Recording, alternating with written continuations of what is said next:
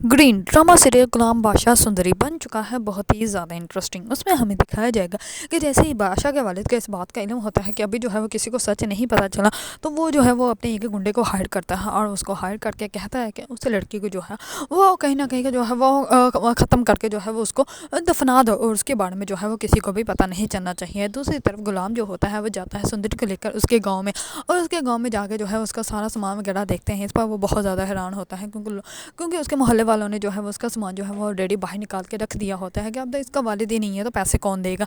इस पर सुंदरी जो होती है और भी ज़्यादा हैरान और परेशान हो जाती है। इस बार गुलाम जो होता है वो कहता है कि तुम्हें परेशान होने की ज़रूरत नहीं, मैं तुम्हें अपने साथ लेके जाऊँगा। दूसरी तरफ गुलाम को इस बात का बिल्कुल भी अंदाज़ा नहीं है कि एक इंसान जो है वो सुंदरी को जान से मारने के लिए उसके जो है वो पीछे पड़ चुका है, लेकिन गुलाम जो है वो उसकी पूरी हिफाजत करेगा।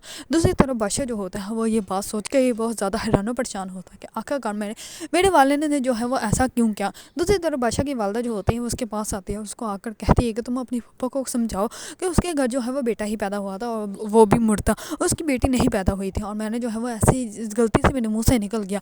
इस पर बादशाह जो होता है वो कहता है कि जब अम्मा आपको पता है कि उसके घर बेटा ही पैदा हुआ था पप्पा अम्मा के घर, तो आप जो है वो इस बात से परेशान क्यों हैं।